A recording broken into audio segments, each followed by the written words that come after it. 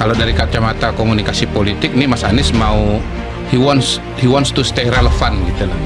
Ya, menolak untuk hilang dari peredaran, menolak untuk punah, katakanlah begitu ya, dengan posisi beliau walaupun nggak bisa nyalon, tetapi beliau masih membayang-bayangi dengan posisi nomor 4 gitu. Walaupun nomornya nggak diambil gitu, tapi karena dia, ini kan buktinya kan dibahas pada hari ini. Buktinya dibahas pada hari ini. Awalnya Mas Kodari tuh dibilang tuh ngenyek gitu. Terlalu lepas kata Mas Kodari. Padahal memang ini udah ngaku ya udahlah, bagus lah, alhamdulillah Mas Kodari. Oke, Mas Kodari, ini di kedua kalinya ya, Mas Kodari ya datang di podcast yang paling kontroversi. Makasih sudah datang. nggak bisa serius ya Mas Kodari. Tapi kita mau bicara hal yang serius nih Mas Kodari. Aku ingin mulai dari apa yang terjadi hari ini, yaitu ada postingan terbaru dari Anies Baswedan. Anies Baswedan itu nomor merilis berapa? 4? Belum. Jangan mancing Mas Kodari. Rep.com.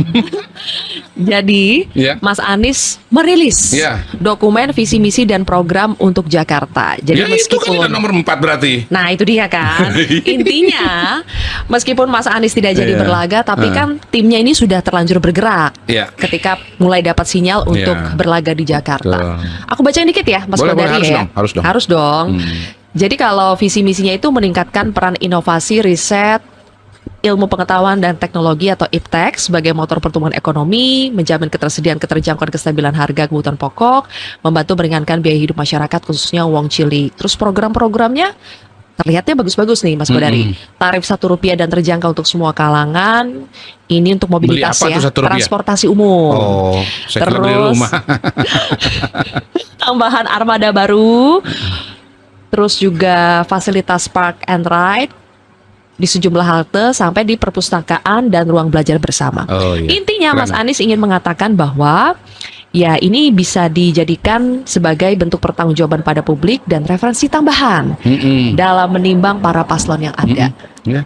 Kalau menurut Mas Kodari, perlu tidak sih sebetulnya Mas Anies merilis visi misi dokumen dia ini?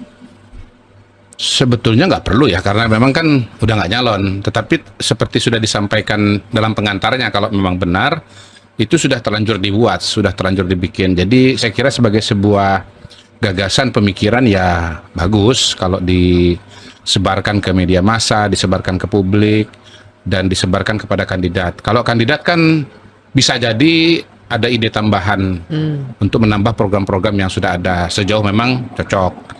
Yang kedua, buat media massa dan buat publik juga bisa jadi referensi tambahan.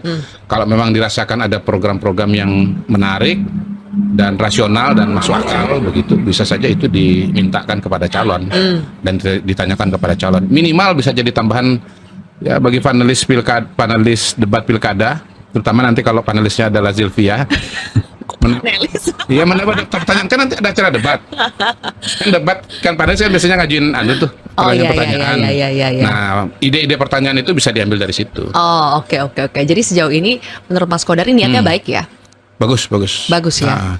Sebelumnya kan Mas Anies juga memposting juga minggu ini juga soal supaya warga Jakarta itu tidak buru-buru menentukan pilihan antara 1, 2, dan 3. Minimal baca dulu visi misi program kerja mereka itu seperti apa. Jadi menurut Mas Kodari peran-perannya Mas Anies meluncurkan dokumen, meminta warga Jakarta tidak buru-buru, itu wajar-wajar saja ya? Wajar, ya walaupun kacamatanya ya dari sisi yang mana ya. Bisa aja kalau dari kacamata komunikasi politik nih Mas Anies mau he wants to stay relevant gitu loh. Ya, menolak untuk hilang dari peredaran, menolak untuk punah, katakanlah begitu ya, dengan posisi beliau walaupun nggak bisa nyalon, tetapi beliau masih membayang-bayangi dengan posisi nomor 4 gitu. Walaupun nomornya nggak diambil gitu, tapi karena dia, ini kan buktinya kan dibahas pada hari ini. Buktinya dibahas pada hari ini, dan ya apakah kemudian nanti berujung kepada Mas Anies akan memainkan peran sebagai vote getter, katakanlah begitu, bisa saja. Karena kan bisa saja Mas Anies tetap berusaha membangun posisi tawar. Tetapi dalam konteks bahwa pilkada Jakarta ini adalah pilkada yang menarik dalam konteks nasional, maka Mas Anies kalau dia cawe-cawe ya, cawe-cawe dalam urusan tema-tema pilkada ini, baik dengan visi misi, baik dengan mengingatkan pemilih untuk tidak buru-buru gitu ya. Ya mungkin bahasanya akan lebih menarik kalau Mas Anies bilang ojo ke susu gitu. Nah, itu bagus itu.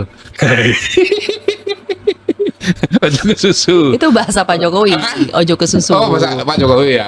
Bisa aja dipakai ojo ke susu. Nah, itu kalau dipakai dan ya viral dibahas oleh media, tentu akan membuat nama Mas Anies tetap mengapung dalam peredaran menurut Mas Kodari, kontestasi politik sekarang ini. Kenapa Mas Anies harus berusaha stay relevan? Karena menurut saya Mas Anies masih punya agenda dan cita-cita yaitu politik ke depan. Ya, kalau kita kaitkan dengan posisi beliau terakhir sebagai calon presiden, maka posisi yang akan beliau coba kejar lagi di masa yang akan datang adalah tetap menjadi sebagai calon presiden di tahun 2029 gitu. Memang akan jauh lebih sulit kalau tidak memiliki jabatan publik ya.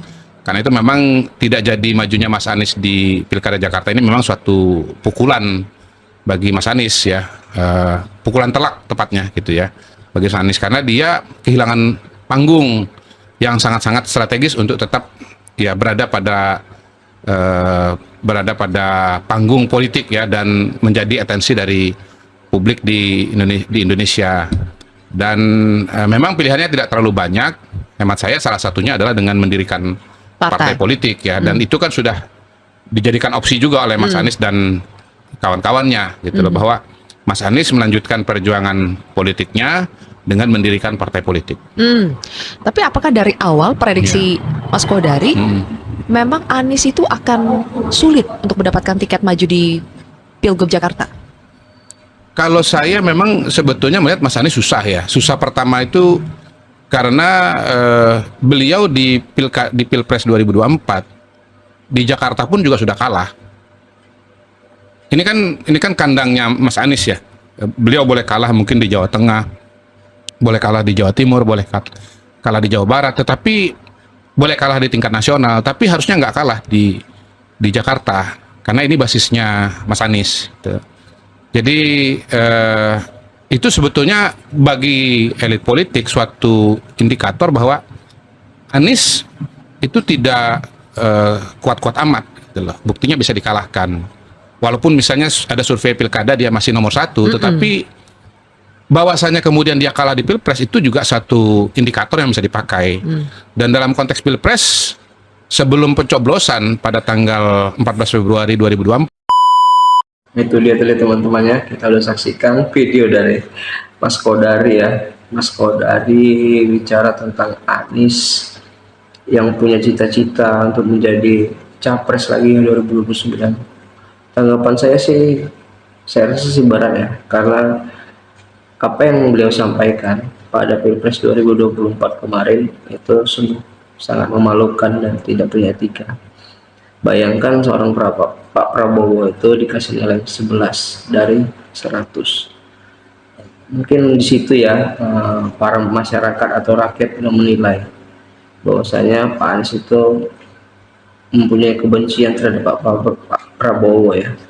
Makanya beliau hilang panggung, sehingga di Jakarta pun beliau kalah dan tidak ada satupun partai mengusung beliau untuk di Pilgub Jakarta ya. Nah, itu sebuah pukulan telak bagi Mas Anies sebenarnya, dan bisa diacukan menjadi indikator untuk para partai-partai untuk tidak mengusung Anies Baswedan. Ya, itu saya sayangkan ya, Anies berbicara seperti itu Pilpres 2024 kemarin. Jangan mau dipecah belah, jangan mau diadu domba, tetap jaga persatuan dan kesatuan. NKRI harga mati. Wabillahi taufiq wal hidayah. Assalamualaikum warahmatullahi wabarakatuh.